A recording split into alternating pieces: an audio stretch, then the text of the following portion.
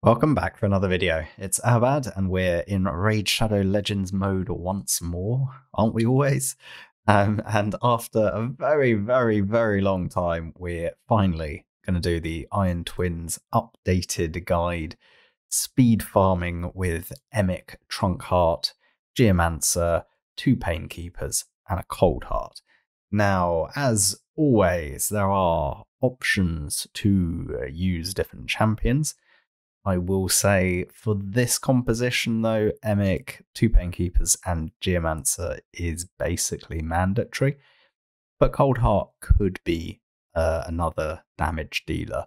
And at some point I'd actually quite like to try in place of Cold Heart, maybe the new Rathalos guy with the 100% ignore defense on the A2, something like that. The beauty of this composition is you've got you got void champions, so you don't have to worry about affinities and weak hits, so you're going to get consistent damage and you're going to get consistent times as a result. The one non-void is Geomancer, and we all know that Geomancer's main ability is this A3 that is affinity friendly, so you can get a 3% resist, but other than that it's not too bad. Now, with 2 Painkeepers and the Emic doing the resets, Painkeepers via their A3 reducing cooldown by 1 turn, and Emic via the A2 also reducing cooldown by 1 turn. Basically an updated version from the block damage comp, the original kind of Helicath tower, where you had 3 Painkeepers. Because Emic brings that same ability, effectively Emic replaces both a Painkeeper and either Helicath or tower, which gives you the opportunity to bring in another damage dealer and basically get a little bit more, a little bit of a quicker team. Now, how could I improve this even more? Well, if I had Brimstone on Emic, then it would be even stronger. The only legendary slot here is Emic, but like I said, technically Cold Heart could beat someone else, and it would be faster if I put someone instead of Cold Heart. Maybe Nut, but the speeds that I run this Cold Heart at wouldn't suit my Newt builds. Maybe something like Whisper would also work very nicely in reality. The only problem with Whisper, I think, is the extra turn mechanics. So if you can find a way of...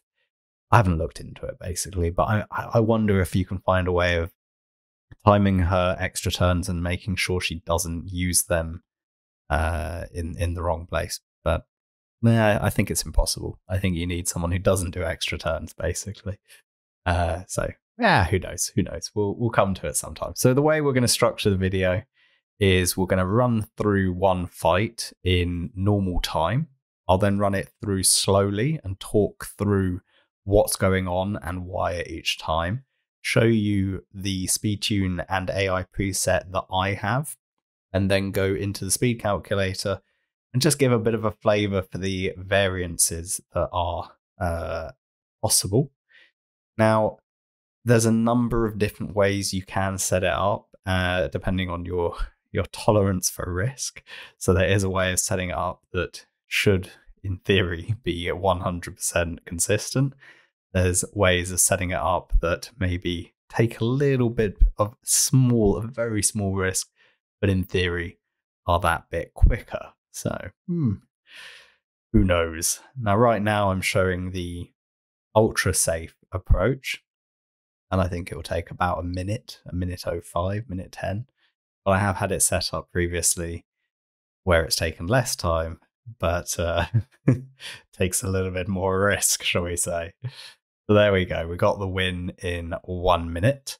Let's jump back in, and I will slow it down. So we get the taunt from Emic with the unkillable, and that's the first set of abilities. No one else goes before Iron Twins does. Then we take Heartseeker with...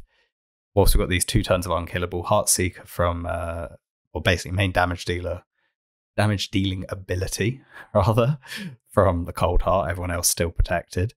Then we're delaying the reset ability because the reset won't hit anyone. So we'll actually do our A2. We'll do our A1 with Geomancer, and then A2 with Painkeeper. That way, all of our direct damage dealing abilities have been done whilst we still have unkillable across the board, then Emic will reset cooldowns. Now at this point we have one more turn before Heartseeker's available, so we'll just A1. Everyone else still had unkillable up, so if we did get a proc, it would be safe. Now at this point, we're going to not hit with Painkeeper, do the A3. We're going to use a non-hit A3 from Geomancer and a non-hit A3 from Painkeeper.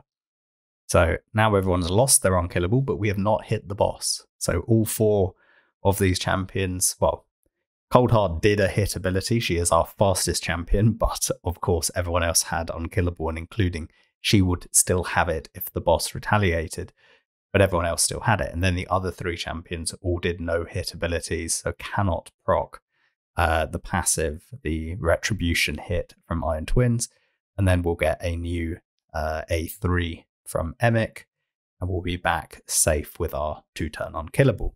And we'll just go through the motions again. Heartseeker, all of the hits, A1, A2, A2 from the 2 Painkeepers, and then we'll do all of our no-hit abilities once more. So we're cycling hit, no hit, essentially. Obviously, Coldheart is always hitting, but as she is the fastest other than Emic, she is always going at a... she's actually... Because, well, Emic is the fastest champion, but because he's faster than the boss, he actually goes last in the turn order, essentially. So Coldheart is always first in the turn order, and therefore, when she's doing the attack, it is always completely safe. Now, if we go through here, I'll just restore, fine, whatever. I just wanted to click that. I do actually need to spend a few gems today anyway, so I'm not being flippant with those gems. I'm intending on spending some on energy today on the Sunday anyway. So if we jump in, we have Emic prioritizing the A3 on Trunkheart Sanctuary, and then number 2 on Vinequake. Geomancer, by the way, this is 271 speed Emic, the same one we've used in Shogun. He is in 6-piece protection. I would like to push up that resistance a bit more because I do intend to use him in Hydra. I still haven't bothered doing that yet, but I do want to show, you know, the same Emic being used in Iron Twins, Shogun, and Hydra. So this is the second part of the Emic showcase. Then Geomancer, I have at 246. There's a lot of flexibility on what speeds you can actually run the other 4 champions, but I'm going to show the version I run, which here Geomancer is 246. I have Quick Sand Grasp, the A3 on priority, but I open with Tremor Staff. I actually have A2 turned off. I mean, I could be going A2, A3, A2, A3, or I go A1, A3, A1, A3. And the reason I'm doing it this way is twofold, really. One, the animation on the A2 is slower, and B, in theory, it does more damage, so more likely to proc retribution. So I don't want to.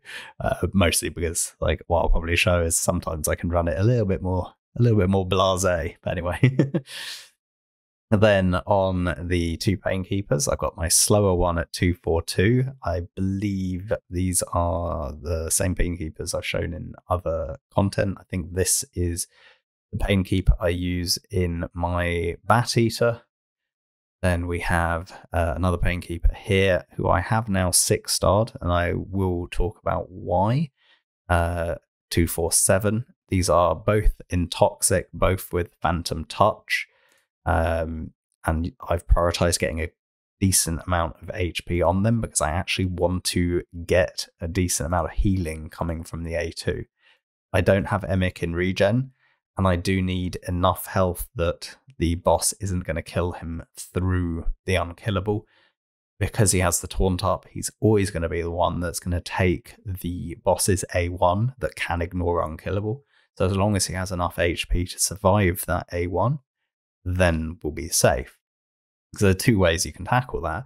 Either you can run him in regen, or if you're not want to run him in regen because, you know, for whatever reason, you don't want to waste your regen on him, or you want to use him in other content where regen's not ideal, then getting the 2 Painkeepers to 6-star and getting good HP pulls on them will massively help, because then you'll get 15% of Painkeeper's HP heal on an AoE basis. Then my Cold Heart fastest other than Emic at 260. So I do want in my composition Cold Heart to be the fastest, but the other three have a degree of interchangeability. I'll show you on the speed calculator in a second. Cold Heart, I've turned off the A2, really because I have Giant Slayer. Quad hit A1 should output more damage, and then we obviously have the Heartseeker. So I'm alternating quad hit A1 versus and Heartseeker on the A3. I think that'll give me a higher damage output than if I allow the A2 with just the chance of getting a poison debuff. I don't think it's going to out damage the A4. Again, also in pure animation speed, the A1's pretty quick. Right, let's just run that one more time so you can see it in action. I'll then go and show the exact builds I have for these champions in terms of gear and decision-making process along each of those. The Cold Heart in question here is actually the Cold Heart I use for Dark Fae. So she has quite high accuracy, she's quick, which is why it fit nicely for me to have a speed tune where she was the fastest champion, because I do like a fast Cold Heart for Dark Fae. This is a Geomancer I don't use anywhere, but at that speed, I would be happy running him in either Hydra or in Nether Spider. It's a versatile speed. I could use him across the game at that speed. One of the Painkeepers is the one I use in Bat Eater. And again, yeah, it's just versatile, right? I can use these champions in multiple pieces of content. The Cold Heart I use in Faction Wars. One of the Painkeepers I use in Faction Wars. I also use the Painkeepers in the rare HP Secret Room and Doom Tower. But it's versatile. You can see with Emic that he does take quite a bit of damage, and that's why having those Painkeepers heal him is quite important. If you are ultra, safe, then it's better to put him in a regen set. Let's go to the champions and look at the builds in question. Here is the Emic build. Like I said, I'd like to get more resistance for Hydra, but not necessary really for this boss. You do want him to be reasonably tanky. Actually, a little bit more effective HP would be better, particularly on the defense side, just to take that a little bit less damage. 271 speed, we've discussed previously, is critical, and definitely I find that that's the best speed for him to be versatile across the board. Masteries, I haven't got any yet. I would probably, should probably go down and get War Master at some point. And Blessings, obviously, I haven't done yet either. Then on this Geomancer, in terms of masteries, I was heading towards Eagle Eye. Never did it. This is my third Geomancer. I don't think I've even selected a Blessing. Probably, you would argue, Cruelty would be best for him. But yeah, not massively important. In terms of stats, 246 speed, as I mentioned, and 560 accuracy. I can't remember the exact number. I probably should have done the research before starting to record the video. Let me just jump over to the Hell Hades stages tool. And we are going dungeons, we're going Iron Twins, it's Void today. I can't remember if any of them have a higher thing. Stage 15, there we go. Resistance is 530, recommended accuracy 555. So I'm slightly above, but not by a lot. Anyway, something north of 555 is what you want to get, and the only person that's important to hit that accuracy threshold in this team is Geomancer, which is why I'm running double perception and an accuracy set. Like I said, masteries, haven't finished them, would go for Eagle Eye, and then Blessing, I think I'd probably do Cruelty if I had them set up. But I don't, so, and you can see it's not necessary, so why worry. Then the two Painkeepers, this one is the slower one. You do want to get a good HP pool, as I've mentioned. Beyond that, I am using this Painkeeper in Bat Eater, and I do use this Painkeeper as a damage dealer for the rare HP room. So having a bit of damage is no bad thing. We do have a in Toxic as well, and you know, every little helps. It's probably the best set for Painkeeper in truth. I could see some arguments for putting her in Curing if you had to run her in some weird and wonderful places, or again, something like Immortal would probably go nicely, stacking the HP, giving her a bit of healing herself, again for other content, not really for here. And then I went down to Warmaster. Again, every little helps on the damage front. Second Painkeeper, the slightly quicker Painkeeper, not actually used much beyond this piece of content, to be honest, on my account. We've got 247, again, around 100% crit rate, decent HP pool in Toxic. Masteries, nothing done. And then Blessing, I went Phantom Touch again. Cold Heart, this one is the Dark Fey one, as I mentioned, so pretty quick. 70% crit rate, all I was looking for. Would like a little bit more crit damage, but I'm not massively fast. More accuracy than I need. I think Dark Fey, you need about 350, so I'd probably build with that in mind. At some point, I might revise the build. This Cold Heart used to be a long time ago in Reflex, which I wouldn't. Would work on this boss actually, because Cold Heart's going fastest. It doesn't matter if she repeatedly Heart Seekers. You could put Refresh and Reflex on, and it would speed it up. I stripped my Cold Heart of all my Reflex, as that went to Hydra Specialist, so she's dropped down the pecking order. But yeah, I could definitely see an argument to put her in Reflex, give her Refresh accessories, and at some point I might do that. Otherwise, for that quad hit A1 Giant Slayer, I have used Cold Heart for Fire Knight at certain points in history as well. And again, it was a benefit there to have that quad hit A1 Giant Slayer. So there's a lot of options, really, in terms of how you approach this. And you can build these champions in many different ways, to be honest. Emic 271, I'd say, is absolutely fundamental and critical. The set for the other 4 champions doesn't really matter at all. The blessings don't really matter at all. Masteries don't really matter at all. You got reasonably decent amount of flexibility on the speeds, and Emic, in the simplest way to build it, would be in a regen set. But if you don't want to use him or don't have the gear to put him in a regen set, get decent HP levels on the Painkeepers. Right, let me jump over now to the speed calculator. We'll just let this run finish, why not? Just so you can see it one more time. And I'll actually tell you a little bit about how you can make it more dangerous. So you notice, obviously, by opening on the A1 on Geomancer, we miss out on one set of boss attacks to reflect. So what you can do, and it's never failed for me yet, is you can switch Geomancer's turns around and make him open with the A3 with Quicksand Grasp. It does mean, we just had Emic die during this run. So I think we might still just about survive, but it's actually kind of funny that it's happened in this particular thing. I think we're going to die, actually. Yeah, we did. So yeah, that's the thing that can go wrong, but it doesn't normally. And yeah, it's frustrating actually, because like I haven't had a loss on this for months, and then I finally make the video, and my Emic dies during it. Classic, isn't it? But yeah, like it is technically possible, and if you didn't want that to happen, put them in regen.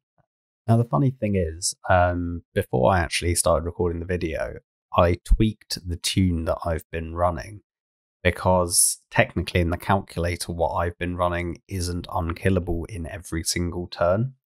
And I wanted to show the variant where you are, but the variant where you are, you only get the Painkeeper healing every other turn.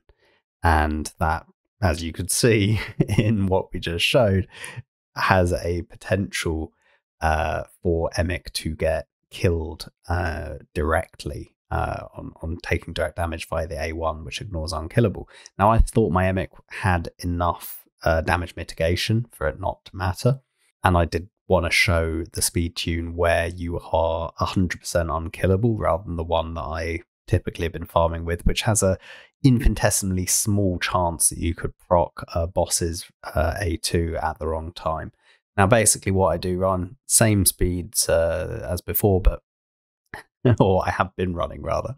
It's all the same speeds.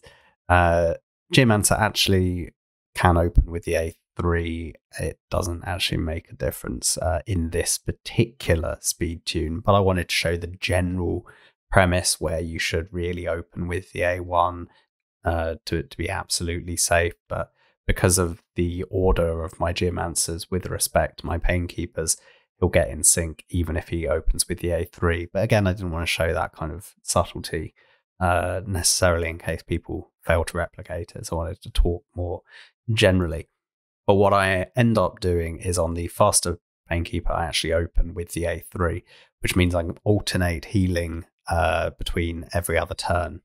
It does mean that there is basically after Cold Heart does her A1 flurry of arrows, I get a A2 from this Painkeeper. Now, technically, if that did proc the passive on the boss, then it would be a wipe.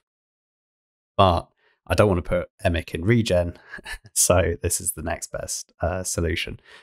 I could put Emic in regen, bolster, or 6-piece immortal, and that would alleviate the need for it. But I wanted to have him in protection if I ever use him in, say, live arena, or maybe not live arena, but just in arena generally.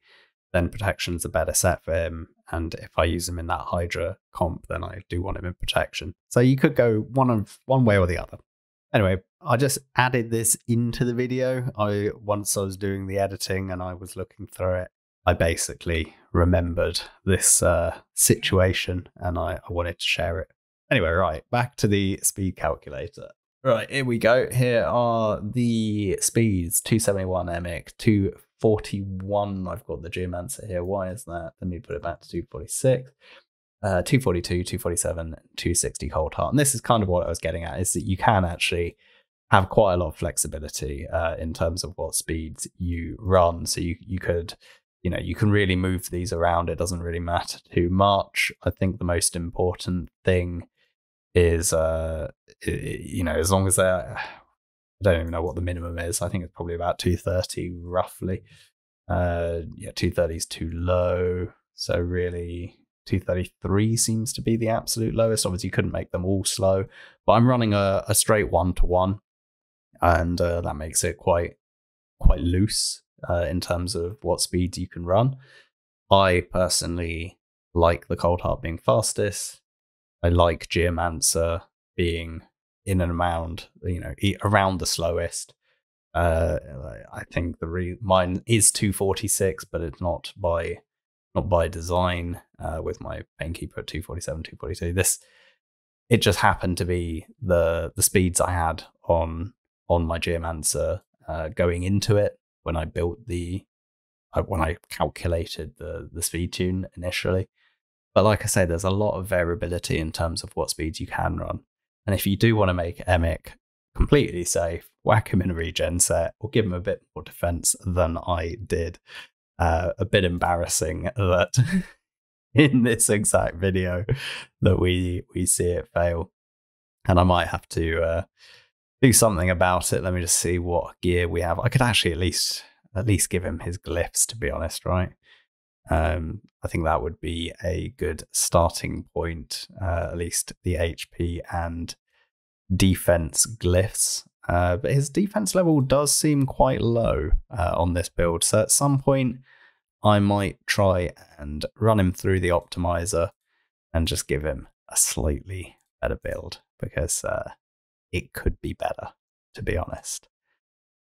I think that's the simple reality, is I would prefer to have a little bit more survivability than I currently do, even when I want to use him in Hydra. Truth be told, I don't think this build is as good as it could be, and I do need more resistance as well. So I'll just go through and just give him a little well, hopefully for the 5%. Now, obviously the 1%, this is glyphing in the game. You know how it works. Don't want to give him a speed glyph. That would ruin everything. Equally, if I actually gave him masteries, he would have a little bit more survivability. But yeah, that defense should be closer to 4K. Always helps. But yeah, that's basically it, really. What else is there to say? I think that's probably it for the video. So we'll just run it one more time. Hopefully it won't fail this time, because that is as embarrassing and funny as it gets when you are showing a guide on how to speed farm and consistently, in inverted commas, beat the battle. And then I have my first loss for, come on, around, I don't know, 80 fights, 100 fights. I don't even know how many anymore, but it's been a long time since this one failed. Yeah, I'm not. Who knows? But it shouldn't is the answer. I might actually rewatch this bit of video after I've uploaded it and just try and see. It could be that he just took a bad bit of a hit, but usually he stays pretty healthy. So yeah, I don't know. But evidently the boss went through him like a knife through butter. And on that note, I will thank you for watching. As always, please do like, comment, and subscribe, and I'll catch you in the next video. Bye for now.